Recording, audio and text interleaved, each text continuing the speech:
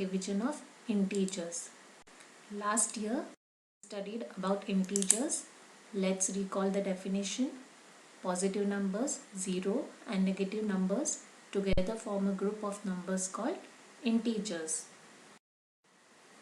Can you recall the rules of addition and subtraction of integers that we studied last year? Addition of integers with same sign. So here you have to add the numbers and give the common sign to their sum. Whereas when adding integers with different sign, subtract the smaller number from the bigger one, then give the sign of the greater number to the difference obtained. To subtract a number from another number is to add its opposite, and then you have to follow the rules of addition. Let us see a few examples. -4 plus 3. So here we are adding integers with different sign. So therefore you will subtract.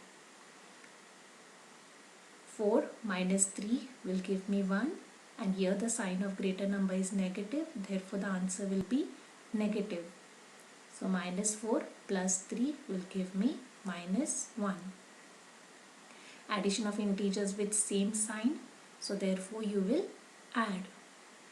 -7 plus -2. So 7 plus 2 will give me 9. The common sign here is minus, so therefore the answer is -9.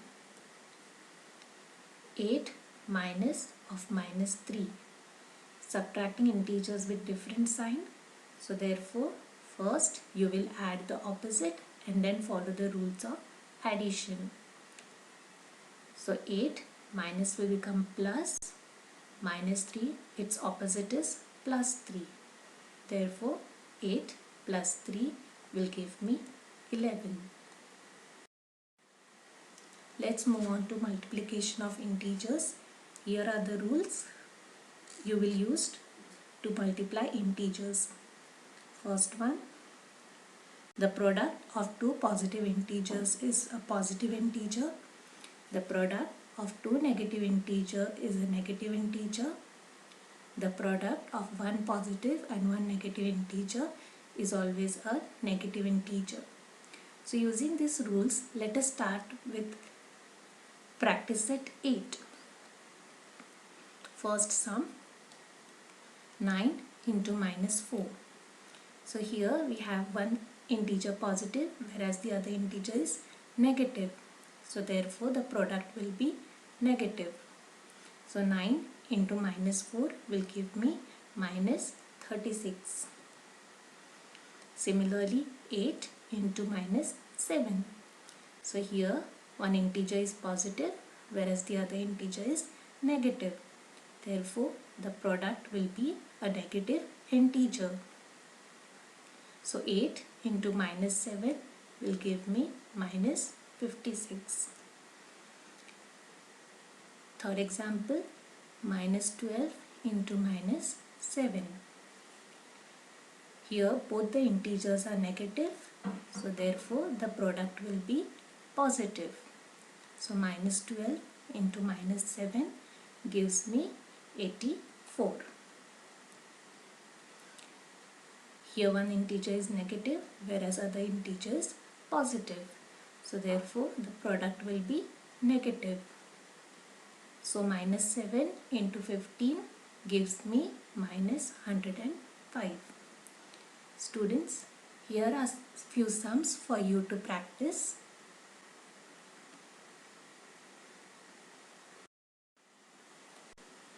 Division of integers. First, let us look at the rules for division of integers. It is same as multiplication of integers.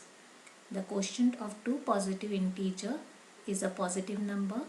The quotient of two negative integers is a positive number, whereas the quotient of one positive and one negative integer is always a negative number. Using these rules, let us simplify sums from practice set 9. -96 divided by 16. Let us write this in a form of fraction. -96 upon 16. Both the numbers are divisible by 16. So therefore 16 6 are 96, 16 ones are 16, which is equal to minus 6 upon 1. Therefore minus 96 is divided by 16 is equal to minus 6 upon 1, which is also equal to minus 6.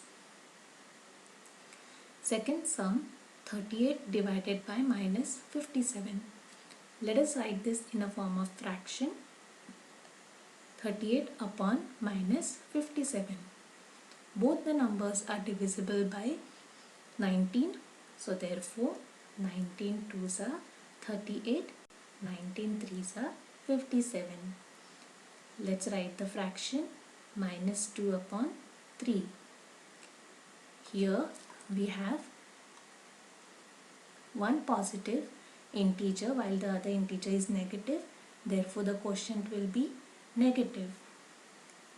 Since the denominator is negative here, when we write the quotient, it is compulsory to write the negative sign in the numerator.